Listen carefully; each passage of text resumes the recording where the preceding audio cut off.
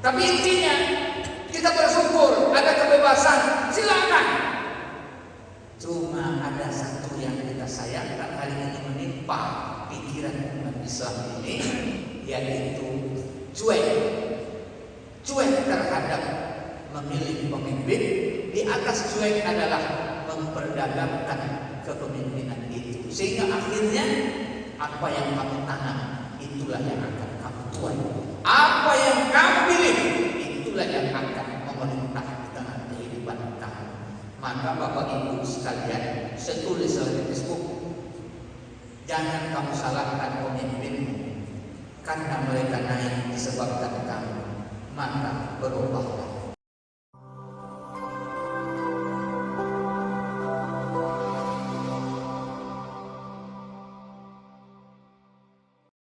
Assalamualaikum warahmatullahi wabarakatuh.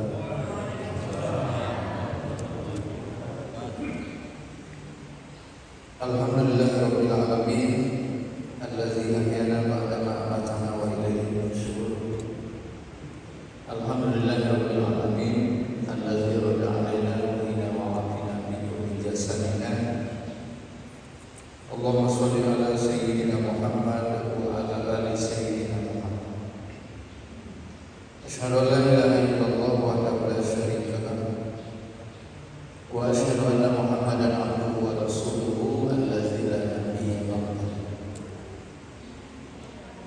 Qala Allah ta'ala fil Qur'anil Karim, a'udzu billahi minasy syaithanir rajim.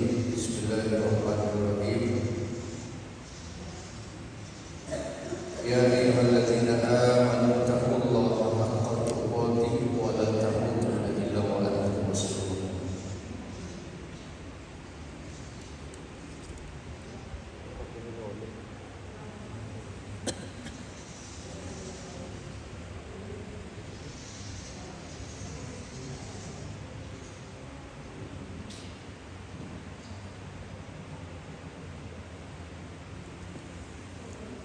Ya ayyuhalladzina amanu qulu ansarullah kama qala Isa bin Maryam lil hawariyyin man ansari ila Allah.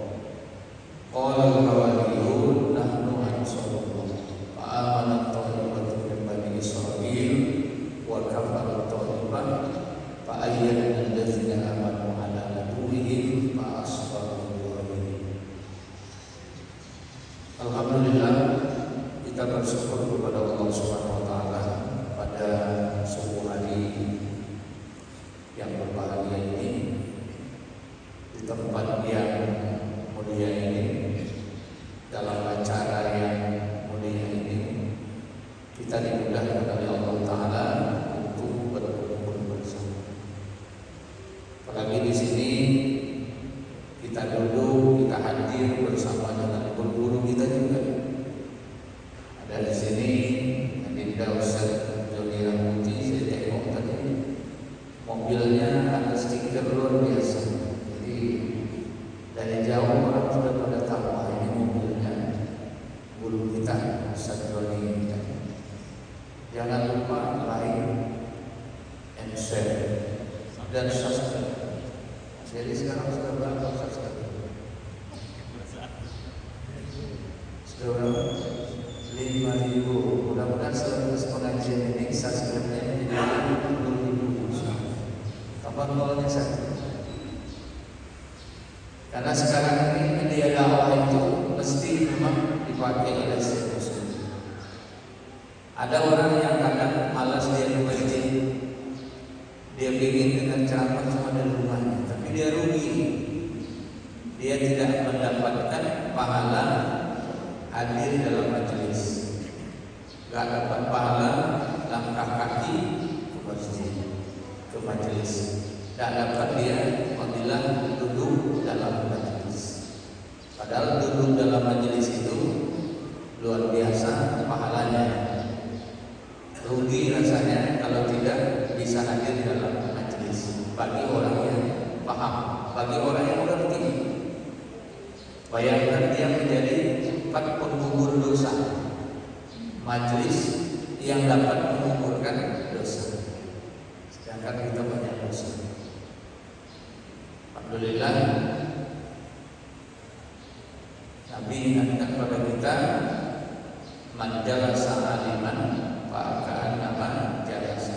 Siapa yang duduk bersama orang alim seperti duduk bersama dengan aku. Kata Nabi, wa man jalasani, siapa duduk bersama aku, jalasa ma'i fil jannah. Aku akan dudukkan dia bersama aku nanti di surga. Jadi kalau mau duduk dengan Nabi di surga, carilah wasilahnya, jalannya. Karena Nabi sudah beritahu wasilahnya, duduk bersama orang alim. Dan pagi ini kita duduk bersama orang alim. Ada juga guru kita Ustaz Deswan Al-Pasamani. Masya Allah, Ustaz Deswan Al-Pasamani. Pasamani, bukan Al-Pasiri. Al-Pasamani ya. Kemudian ada guru kita Ustaz Agusman As-Sodoi. Apa itu Sodoi? Sodoi. Ya kalau ketemu Ustaz ya termasuk ini lah dia. Ya alhamdulillah. Kemudian guru kita mulia kita Ustaz Ahlak Isman.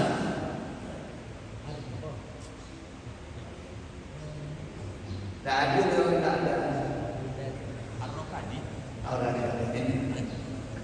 Jadi duduk Bapak Ibu bersama para guru kita, Ustaz kita ini mulia insyaallah. Dan jangan khawatir, memang kita disuruh untuk duduk bersama dengan ulama, dengan ustaz, apalagi di akhir zaman ini. Di akhir zaman ini kalau kita banyak keluar dari lingkungan yang baik, ya siap-siaplah untuk menjadi mungkin tanda petik tidak baik. Ya kenapa? Karena besarnya pengaruh fitnah yang terjadi akhir lingkungan kita. Kemudian yang kita melihatkan tadi imam kita subhanallah, ya, suaranya luar biasa, mana banyak.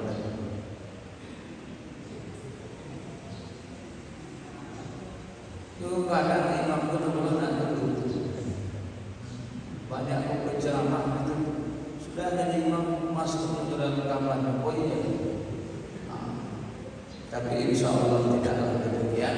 Itu hanya gurauan saja beberapa keadaan yang terjadi.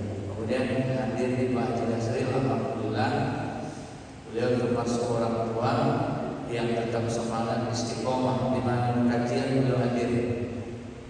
Saya kajian di Lubu Menara, beliau ada juga di sana. Ketika kita kajian di sini, beliau ada di sini. Intinya, semoga kita semua yang hadir ini diberi oleh Allah Ta'ala perasaan dalam hati, yaitu cinta dengan majelis ilmu dan majelis zikir. Insya Allah ya, mudah-mudahan istiqomah sampai kita pulang kembali kepada Allah Subhanahu wa Ta'ala. Karena Rasulullah Shallallahu Alaihi Wasallam pernah menyebutkan kepada kita bahwasanya majelis ilmu, majelis zikir itu adalah dua kumpulan yang akan mendatangkan keampunan atas dosa-dosa orang yang hadir di dalamnya. Baik hadirnya dengan niat sengaja hadir mau majelis ilmu maupun karena dia perlu sesuatu dan dia juga duduk di sana. Dan ini ada riwayat dari hadis Qudsi. Bapak dan Ibu keluarga semuanya yang dirahmati Allah Subhanahu wa Ta'ala, kita berselawat kepada Nabi Muhammad sallallahu alaihi wasallam dengan ucapan Allahumma shalli ala sayyidina Muhammad wa ala ali sayyidina Muhammad. Allahumma shalli wa sallim wa barik alaihi. Pada satu hari Umar bin Khattab radhiyallahu anhu, khalifah Rasyidin kedua, selesai sholat subuh, dia menengok ke jamaah. Waktu dia menengok jamaahnya, tidak nampak oleh Umar bin Khattab itu nama sahabat itu Sulaiman. Sulaiman ini diberi tugas oleh Khalifah Umar sebagai pengawas pasar. Kalau kitanya Pak Kadisnya, kepala dinas pasar. Sedangkan Khalifah itu ya Khalifah pemimpin, presidennya. Ditengok ada Sulaiman.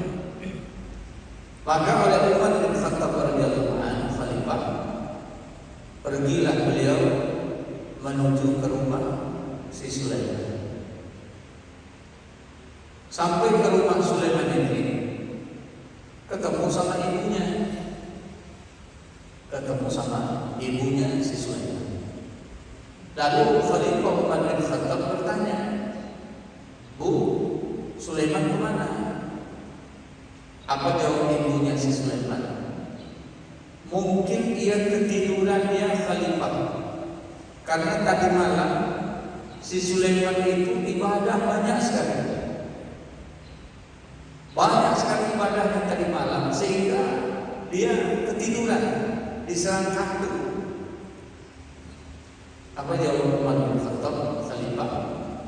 "Sesungguhnya sholat subuh berjamaah itu lebih aku sukai daripada ibadah satu malam." Ini semakna dengan hadis yang selalu kita baca. Man shalla subha fi jama'atin faka'annama qama laila kullahu. Barang siapa yang sholat subuh berjamaah seperti yang mendirikan ibadah sunnah semalam subuh. Subhanallah. Jadi luar biasa. Ini alhamdulillah hadir lagi buya kita, Ustaz Mas'udin, yang buya kita ini dari IKMI, Ikatan Keluarga Idarah Kemakmuran Masjid Jalidir, Ikatan Keluarga Masjid Indonesia Idarah. Ya Ustaz ya, alhamdulillah. Bapak Ibu keluarga saya semuanya, jadi ternyata dari riwayat ini nampak oleh kita perannya Khalifah dan perannya bukan hanya dalam kapasitas urus masalah dunia, sampai urusan ibadah daripada anggotanya juga diperhatikan. Di sini pengajaran sebenarnya buat kita hari ini, bahwa pemimpin yang harus kita dukungkan itu bukan pemimpin yang hanya ngurus soal perut saja. Bukan yang ngurus soal perut saja, tapi harus ngurus dunia sampai akhirat. Karena ada pemikiran jahat hari ini yang beredar di tengah kehidupan umat ini. Pemimpin itu kan cuma kapasitasnya ngurus masalah sandang, pangan, papan. Benar, itu benar, nggak salah itu. Tapi pemimpin cakupannya dalam Islam itu bukan hanya sandang, pangan, papan, tapi mencakup masalah ketaatan dia, ibadah dia, dunia akhirat dia. Itu harus diperhatikan. Seperti Khalifah Umar bin Khattab, dia inspeksi, dan Rasulullah biasa lakukan inspeksi itu. Kita sering mendengar hadisnya. Usai bulan, apakah dia menyaksikan si bulan, mana bulan. Ketika dia selesai sholat, dia menghadap, kan membalik ke imam itu. Kita tengok membalik ke imam. Imam itu bukan hanya menghadap ke kiblat. Ketika dia selesai assalamualaikum, dia baca astagfirullah 3 kali, atau dia baca nanti astagfirullah 7 kali misalnya. La ilaha illallah kalah 3 kali atau 10 kali untuk subuh ini misalnya. Lalu dia balikkan badannya. Itu hakikatnya adalah salah satu melihat daripada kondisi jamaahnya, bagaimana keadaan jamaahnya. Dari situlah Nabi tahu nanti keadaan jamaahnya. Berarti ada hubungan antara pemimpin dengan yang dipimpin, bukan perkara sandang, pangan, papan saja. Dan ini juga banyak riwayat. Coba kita lihat ketika Rasulullah SAW punya seorang sahabat namanya Sya'ban ya, yang ketika satu kali subuh tidak ada, maka Nabi bertanya kepada sahabat, kemana si Sya'ban? Akhirnya beliau berangkat menemui ke rumahnya yang jaraknya itu dalam satu riwayat 3,5 jam perjalanan, jauh jaraknya 3,5 jam jarak dari rumahnya menuju ke masjid. Tapi dia ini termasuk sahabat yang selalu sholat ke masjid. Ternyata apa yang terjadi? Sahabat sudah duluan menghadap Allah Subhanahu wa taala. Saat itu istrinya sahabat menanyakan 3 hal kepada Nabi SAW. Sewaktu sahabat akan meninggal dunia, ada 3 ucapannya yang saya tidak mengerti apa maksudnya. Apa 3 ucapan itu? Yang pertama, seandainya masih jauh. Seandainya masih jauh. Yang kedua, seandainya dia baru. Yang ketiga, seandainya semuanya. Aku tidak tahu ya Rasul. Maka Rasul menerangkan sambil tersenyum bahwasanya ketika si sahabat akan wafat, Allah lihatkan hasil amalnya itu, dilihatkan waktu akan wafat itu.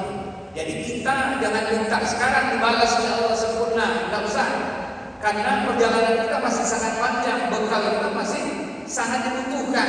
Kalau untuk sekarang saja sudah cukup ini, tidak usah ditambah berat lagi. Yang paling penting sekarang bekal untuk besok itu disiapkan. Seandainya masih jauh, ternyata Allah lihatkan pahala langkah kaki dia, perjalanan dia ke masjid yang begitu jauh, rupanya besar. Seandainya yang baru, diperlihatkan sedekahnya jaket usang yang dia berikan kepada si fakir yang kedinginan. Seandainya semuanya, dilihatkan pemberian makanan dari 1 potong roti atau setengah potong roti yang diberikannya kepada si peminta. Seandainya semuanya, jadi ketahuan bahwa pahala itu didapat ketika dinampakkan ketika dia sedang berada dalam masa akan meninggalkan dunia ini. Jadi alangkah indahnya Bapak Ibu sekalian jika kita semua nanti diperlihatkan oleh Allah Ta'ala, ini amalmu, ini amalmu, ini asik dia. Dan itu pasti Bapak Ibu sekalian. Maka di dalam surah Al-Imran 185 Allah jelaskan, a'udzubillahi minasyaitonir rajim, kullu nafsin dha'iqatul maut, tiap yang berjiwa pasti mati. Wa innama tuwaffawna ujurakum yaumal qiyamah, dan hanya saja pahala itu disempurnakan nanti pada hari kiamat. Artinya balasan buat kamu itu nanti disempurnakan di hari kiamat. Jadi jangan minta disempurnakan sekarang, jalan masih panjang, butuh bekal banyak, dan yakin, percaya Bapak Ibu sekalian, insya Allah sebentar lagi itu akan datang kepada kita. Dan sudah banyak di antara rekan sahabat kita yang duluan dari kita. Kita ini hanya menunggu masa saja, menunggu nomor tiket kita. Yang pasti dan pasti kita akan berangkat menuju Allah SWT. Maka siapkanlah bekal yang banyak, siapkanlah bekal yang banyak, karena perjalanan itu sangat panjang. Tidak usah bosan menyiapkan bekal akhirat. Kalau urusan dunia bolehlah kita bosan, ya bolehlah kita bosan. Kalau sudah punya rumah 1, cukuplah 1 itu sudah rumah. Tidak usah ditambah lagi, ya. Tak kecuali ada sambungnya di akhirat. Misalnya rumah pribadi sudah, mau bikin rumah Quran, ya silakan. Mau bikin misalnya rumah panti untuk kaum apa, silakan. Ya kan, tidak apa-apa. Tapi kalau mau menambah rumah hanya karena untuk menerang supaya kita nanti masuk dalam destinasi lapisan orang-orang yang dikatakan buat, stop sajalah. Karena itu hanya bagian dari hasutan gelora kehidupan dunia yang tidak membawa kepuasan pada kehidupan kita, apalagi untuk akhirat. Tidak ada itu Bapak Ibu sekalian. Jadi Rasulullah kembali ke sini tadi. Rasulullah nanya, begitu juga dengan kasus ketika Rasulullah dimintai oleh Sa'labah. Sa'labah di mana minta didoakan, minta diberikan semacam wasilah untuk sebuah perubahan dari kehidupan ekonomi. Walaupun di sini ada nanti mungkin perselisihan versi daripada beberapa kalangan terhadap peristiwa Sa'labah, tapi yang diambil ibrohnya luar biasa. Rasulullah perhatian betul sampai Sampai-sampai Nabi sudah khawatir dengan sahabat. Kenapa? Karena yang dari dulu dia rajin, istiqomah, disiplin dalam ibadah kepada Allah, tapi disebabkan pengurusan terhadap kepentingan duniawinya menyebabkan dia mulai melupakan akhirat, maka di saat itu timbul kekhawatiran. Maka wajar kalau kita ini timbul kekhawatiran melihat diri kita, apalagi melihat orang lain, apakah itu anak kita, suami kita, istri kita, sahabat kita, teman kita, lebih lagi melihat diri kita. Kenapa ya? Aku ini makin kaya tapi makin tak berasa ibadah kepada Allah. Mengapa ya? Aku ini makin muda, nikmat Allah tak salah lagi terhadap diriku. Badanku sehat, rumahku sudah lebih daripada cukup, kendaraanku juga sudah ada bahkan lebih dari cukup, hartaku sudah sedikit banyak, tak perlu saya khawatir. Tapi kok rasa ibadah gak dapat sama saya? Tapi kok rasa nikmatnya terhadap Allah gak dapat sama saya? Ini mesti diwaspadai oleh setiap kita. Berarti ada persoalan yang sedang terjadi di dalam kehidupan kita.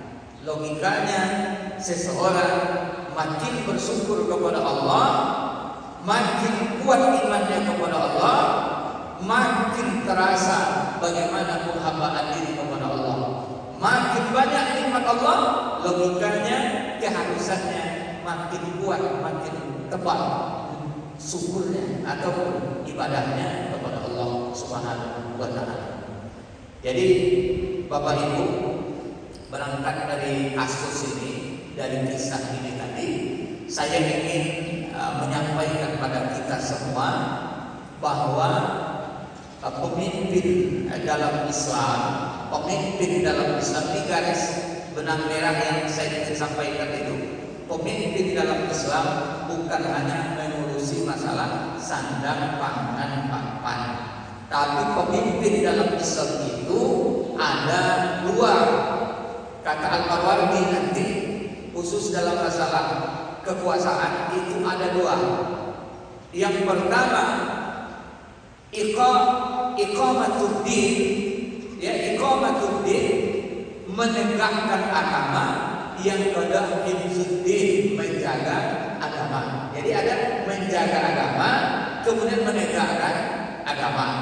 Di situ dimaksudkan apa? Orang yang berada di bawah kepemimpinannya adalah orang-orang yang disejahterakan secara zahir ekonomi dunianya, tapi dia tetap dalam bingkai ketaatan ibadah kepada Allah Subhanahu wa Ta'ala. Jadi Bapak dan Ibu, keluarga saya ini sekarang disebut dengan tahun politik. Ya, suka atau tidak suka kita dengan sistem yang ada, ini hadiah sebenarnya buat kita bersama, yaitu kalau mau menegakkan agama ini secara seutuhnya, salah satu pintunya ada pada penegakan kepemimpinan. Kenapa Ustaz bicara soal itu? Ingat hadis Nabi, sinfani minan nas, ada dua golongan manusia. Ini solahan nas. Kalau baik dia, baik seluruh manusia. Wadin pasadan nas. Jika rusak dia, rusak seluruh manusia. Mana dua golongan itu? Al-ulama wal umar. Ulama dengan umar. Dua ini penentu baik buruknya manusia yang banyak. Ulama dengan umar. Ulama diletakkan pertama. Kenapa? Ulama ini suluh. Ulama ini suluh. Ulama ini pewaris Nabi. Maka jadi ustaz itu bukan ringan. Tidak ringan. Sering-sering ustaz itu sering-sering muhasabah. Saya kadang-kadang, ini deh, jujur deh, saya kadang-kadang kan jadwal saya sampaikan 5 satu hari jadwal saya. Cuma yang terpikir sama saya adalah kira-kira yang saya sampaikan tadi ada nggak dibawa perubahan untuk masyarakat? Artinya diamalkan nggak oleh masyarakat? Itu satu. Yang kedua, saya sendiri kira-kira ikhlas nggak untuk melakukan yang 5 kali sehari ini? Atau hanya kejaran saya ada amplop di situ? Itu selalu saya renungkan secara pribadi. pribadi saya sampai 5 kali misalnya saya ceramah. Satu hari 4 kali, kayak hari Jumat misalnya sampai 5 kali. Pertanyaannya di situ, merubahlah kepada orang yang mendengar, merubahlah kepada saya yang menyampaikan, kemudian ikhlaslah saya dalam menyampaikan itu. Itu selalu muhasabah buat diri. Ini sengaja saya sampaikan, dan saya juga ada keluarga besar kita dari ini. Saya sebagai salah satu dari pengurus ini masih mulus saya. Hah? Iya, mana tahu sudah dihapus nama saya. Jadi di ini. Jadi kita Ustaz ini penentu juga ujung tombak di kehidupan keagamaan masyarakat. Ujung tombak. Masjid sana Ustaz, masjid sana Ustaz. Pagi ini dengar suara Ustaz, siang nanti ada lagi masjid sana terdengar suara Ustaz. Pokoknya Ustaz ujung tombak. Dan Ustaz ini kita kategorikan dalam cakupan dapurnya ulama. Walaupun tidak dirinya menyebut ulama, tapi paling tidak ulama itu sudah menempel sama dia. Di mana menempelnya? Al ulama warasatul anbiya. Ulama itu pewaris Nabi. Di situ disebut pewaris Nabi. Apa yang diwariskan Nabi? Agama. Lalu ulama yang disampaikannya apa? Agama.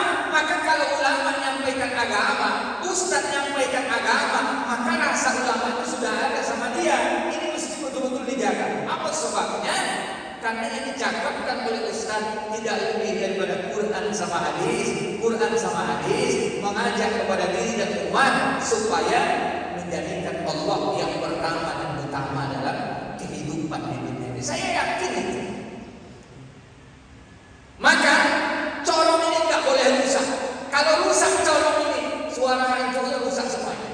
Maka kalau ulamanya rusak, ini rusak semua. Rusak semua buatnya. Karena suara dia sudah masuk ke seluruh lini kehidupan.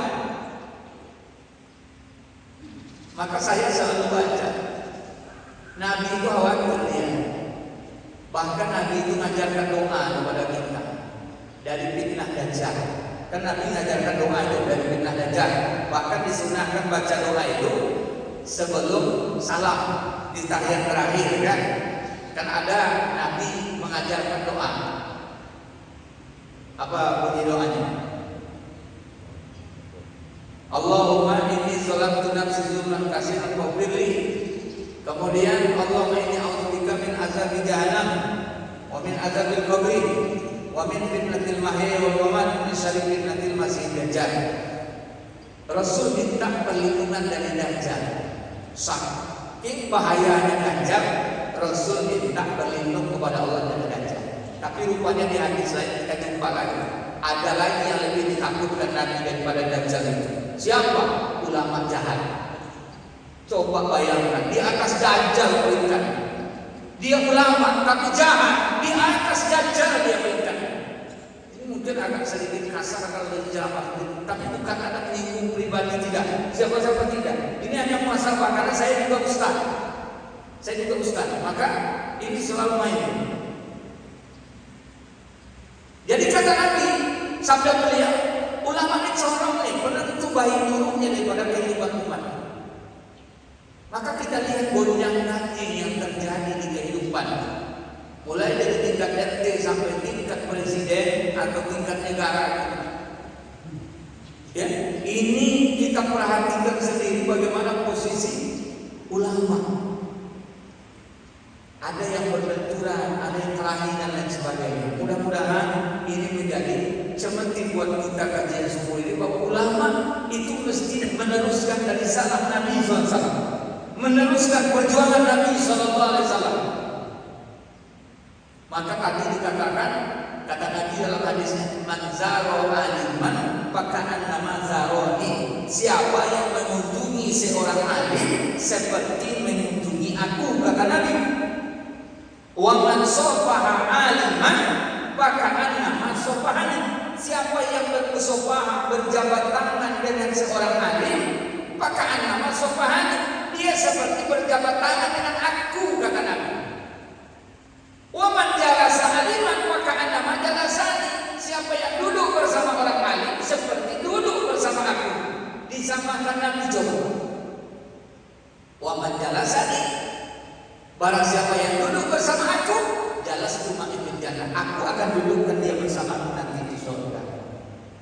Kitab Lubabul Hadis karangan Imam Suyuti, Imam Jalaluddin Asyuti Abdurrahman Asyuti, itu kita bisa baca tentang di posisi Fadilatul Ilmi Ulama. Sangat jelas beliau ungkapkan. Subhanallah. Nah, jadi dua kelompok yang menentukan kehidupan manusia ini, yang pertama adalah ulama. Nah, ulama. Maka kita berharap ulama-ulama kita terus bergerak, ya. Apakah itu ulama dalam kapasitas sebagai ustaz, ulama dalam kapasitasnya misal sebagai buya, sebutannya sebagai kiai, ulama sebagai dai. Pada intinya dia mewarisi daripada apa yang diperjuangkan oleh Nabi Muhammad SAW. Berarti dia sudah punya satu di antara ciri keulamaan itu sendiri. Intinya risau pikirnya terhadap agama Allah Subhanahu wa Ta'ala. Namun kapasitas apakah dia ahli dalam bidang tertentu tak usah dibahas masalahnya, ya, karena masing-masing sudah memilikinya. Yang kedua, Nabi juga menyebutkan penentu manusia baik buruk itu jangan salah, umaro. Ulama umaro adalah hal perihal umaro. Kadang-kadang umat Islam ini, ya, di samping ini pengaruh dari musuh-musuh yang menjauhkan kita, tapi ada sekarang umat Islam ini memisahkan antara kerja umaro dengan kerja agama. Padahal tadi sudah kita katakan. Maka kita jumpa nanti dalam sejarah Nabi Muhammad itu dia ulama, dia juga umaro. Kita jumpa ulama orang sininya apa? Dia ulama, dia juga umaro. Kemudian di bawahnya ada nanti daulah, misalnya daulah siapa? Daulah Abbasiyah misalnya, atau nanti daulah Umayyah. Ada daulah Umayyah, ada daulah Abbasiyah, ada daulah Fatimiyah. Kita melihat mereka juga ulama. Kalaupun mereka tidak kapasitas ulama, tapi tetap ada ulama yang mendampingi mereka di dalam menjalankan roda pemerintahan. Intinya kedua-dua ini khazanah Islam yang tidak boleh hilang dari tubuh umat Islam, mesti dihadirkan, baik umaro yang bersama ulama, ulama yang bersama umaro, atau hadir kedua-duanya pada satu diri. Itu sangat berbahagia dan menguntungkan bagi kehidupan umat ini. Nah, Bapak Ibu sekalian, contohnya lah kita lihat, ya. Setiap pemimpin itu ada masanya. Itu sering dibuat, saya tengok itu grup atau di WA. Setiap pemimpin ada masanya. Apa lagi? Setiap masa ada pemimpinnya. Ya, setiap pemimpin ada masanya, setiap masa ada pemimpinnya. Artinya dia menggambarkan itu ganti bergantinya kepemimpinan itu. Benar. Wa tilkal ayyam nudawiluha bainan nas, ya. Bahwa hari-hari itu dipergilirkan di antara manusia, ya. Tapi ada yang perlu diingat. Setiap pemimpin ada masanya, setiap masa ada pemimpinnya. Bapak Ibu bisa lihat, setiap orang ada warisannya.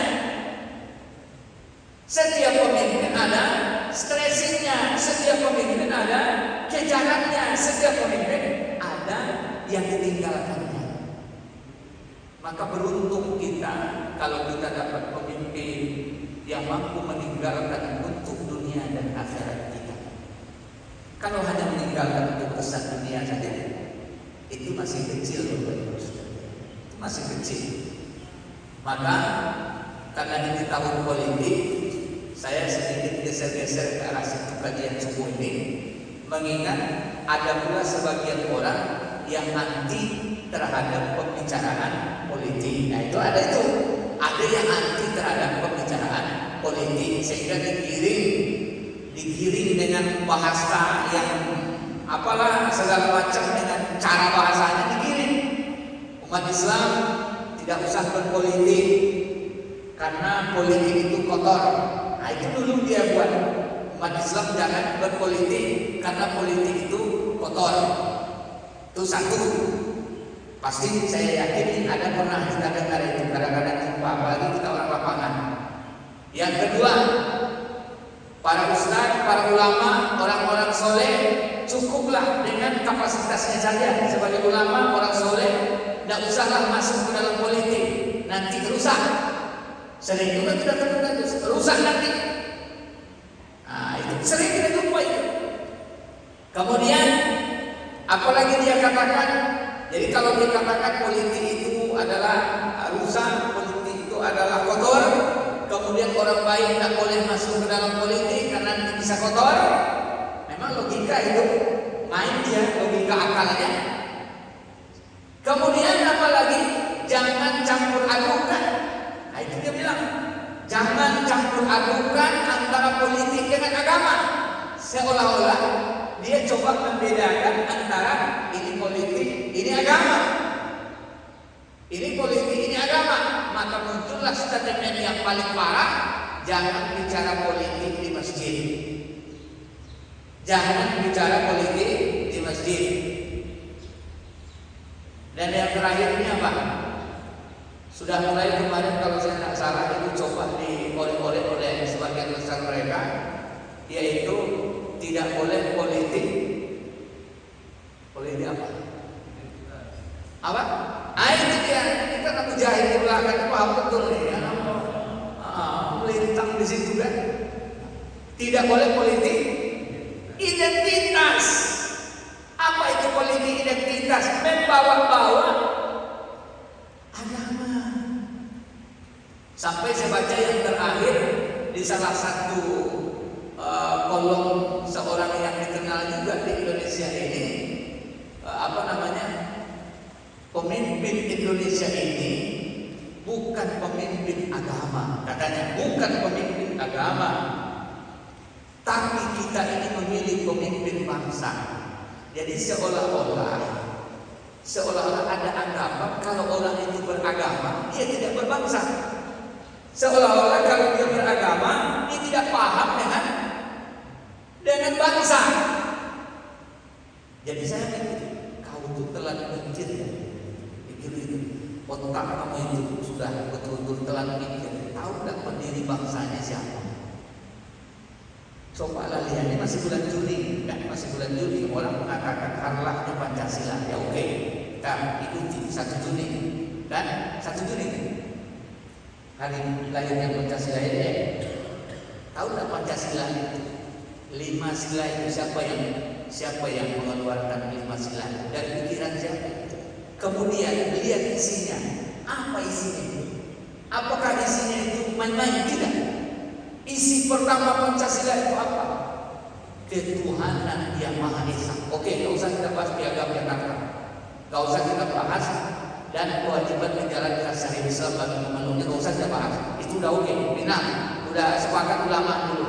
Ini buang. Tapi yang dipakai ketuhanan yang Maha Esa. Tahu nggak kita dari kalimat ketuhanan yang Maha Esa yang sepengetahuan saya belajar dulu pedoman merayakan P4 Pancasila itu sila pertama menjiwai seluruh sila yang ada. Sila pertama menjiwai seluruh sila yang ada. Kalau menjiwai itu apa? Jiwanya sila-sila yang lain itu di ketuhanan. Ketuhanan yang Maha Esa. Nanti masuk sila kedua, kemanusiaan yang adil dan beradab. Kemanusiaan yang adil dan beradab mesti dasarnya juga ketuhanan yang Maha Esa. Tidak boleh adil menurut seleramu, tidak boleh beradab itu menurut kelompokmu, tapi adilmu, beradabmu, sifat manusia terhubung dengan ketuhananmu. Tapi ini nggak dipahami oleh orang-orang yang ngaku-ngaku Pancasilais. Kita nggak teriak-teriak Pancasilais, tapi kita paham bahwa kita ini adalah pejuang Pancasila. Bagaimana menegakkan ketuhanan yang Maha Esa? Maka bekerjalah Bang Joni, bekerjalah Ustaz saya Adi Alabuddin, bekerjalah usaha-usaha kita untuk apa? Mengajak orang kepada Tuhan, ketuhanan yang Maha Esa. Ini maknanya sangat dalam. Nanti itu menjiwai seluruh sila. Kalau saya salah dalam menafsirkannya, tolong habis ini kita diskusi lagi. Karena enggak nanti Pak Polisi nanti bisa perkarakan saya. Ada. Nah, ini gawat Ustaz ini kajinya sudah menyinggung Pancasila. Bosan kita mendengar orang bilang Pancasila itu NKRI harga mati. Anda boleh orang ini pemimpin bukan pemimpin beragama. Memangnya beragama itu salah? Memangnya beragama itu berarti dengan Pancasila? Kata sebabnya iya Ustaz. Mana iyanya? Kemarin ada statement kalimat, kamu pilih Pancasila atau pilih? Coba pilih Pancasila apa pilih Quran? Coba. Kemarin itu coba. Saya ikut kemarin waktu acara apa ada di acara statement soal itu ada soal diajukan. Nama-nama ustaz yang Anda sukai 1, 2, 3, 4, 1, 2 banyak tuh. Mana yang pilih? Kemudian muncul lagi Anda mendapatkan berita tentang agama itu dari media apa? Dibikinnya ini nanti 1, 2, 3, 4, 5, 6 yang ada di Google semua. Saya isi itu bukan sedikit tuh ratusan soalnya. Termasuklah kemarin ujiannya itu.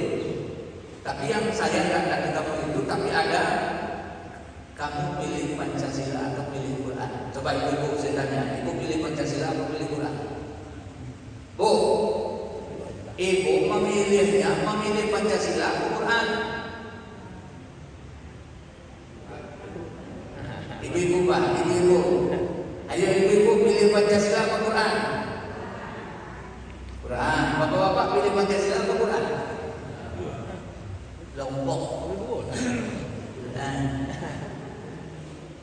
sebenarnya kadang-kadang itu jebakan semua. Dan lebih disayangkan kenapa ayatkan pertanyaan seperti itu kalimat seolah-olah memenangkan satu pihak mengejarkan pihak lain. Padahal logikanya keduanya itu seia sekata. Tidak mungkin.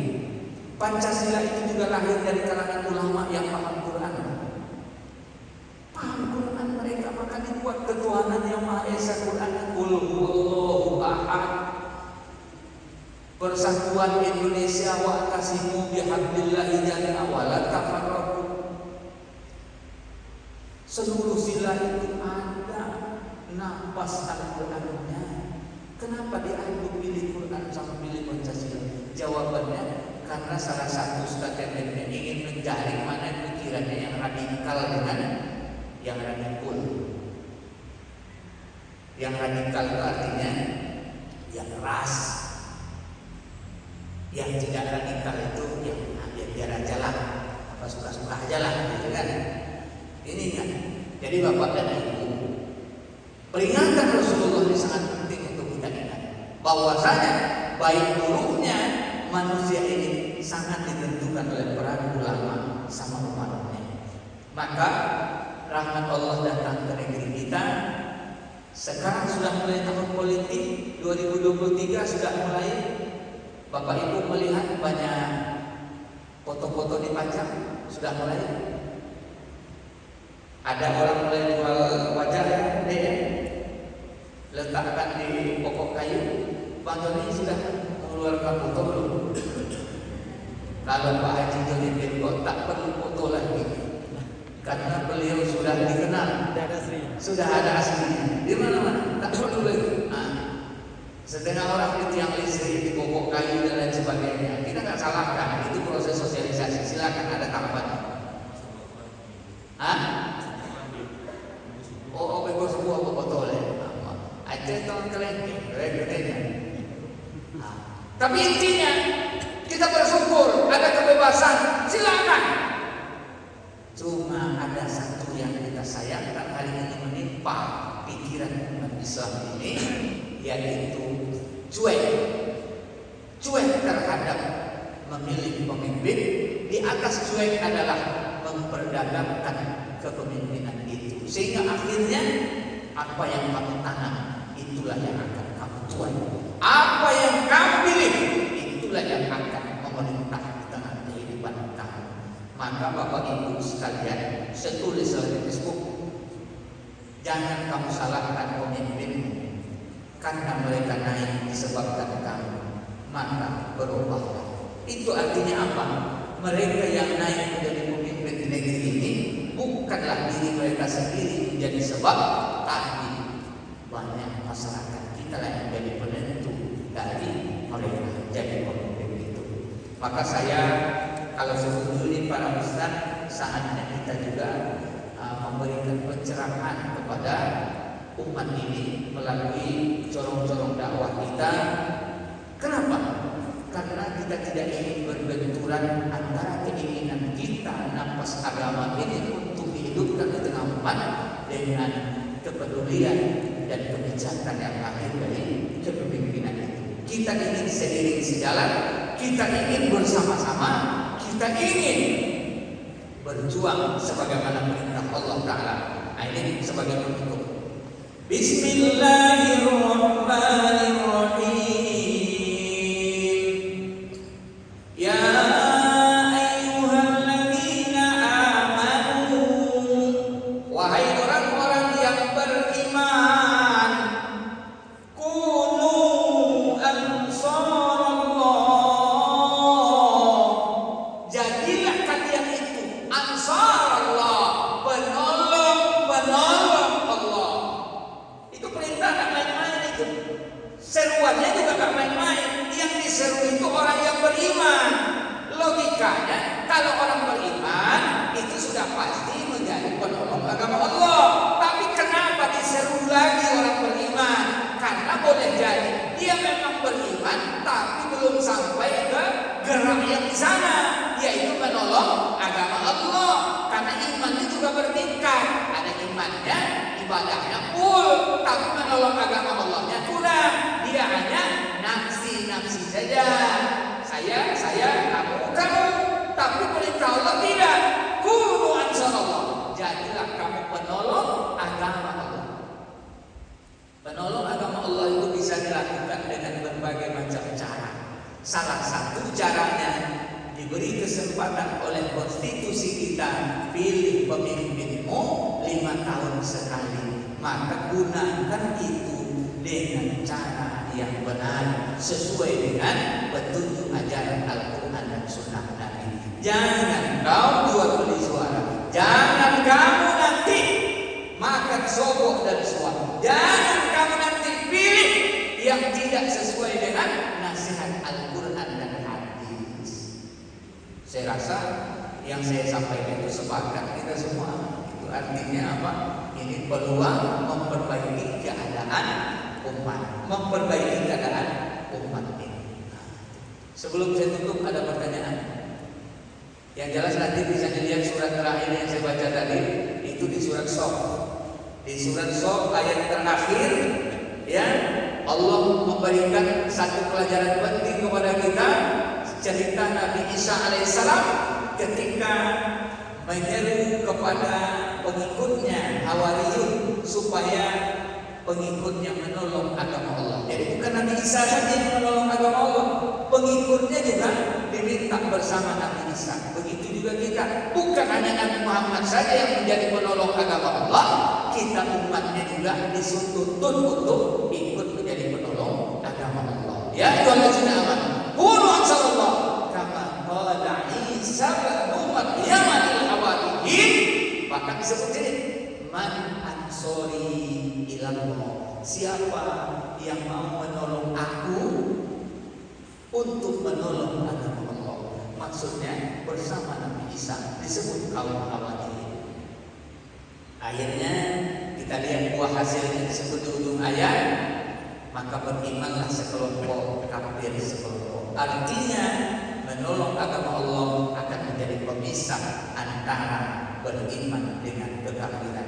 Maka menyibukkan diri dalam menolong agama Allah, apalagi bisa membawa para sahabat, keluarga kita bersama-sama menolong agama Allah, maka akan terpisahlah dengan orang-orang yang masih berada di dalam garis kekafiran dan kemunafikan. Kita tidak menuduh persuatu orang kafir atau munafik, tapi Quran menggariskan orang yang istiqomah menolong agama Allah, dia akan berada pada jalur beriman. Sedangkan orang yang tidak mau menolong agama Allah, ini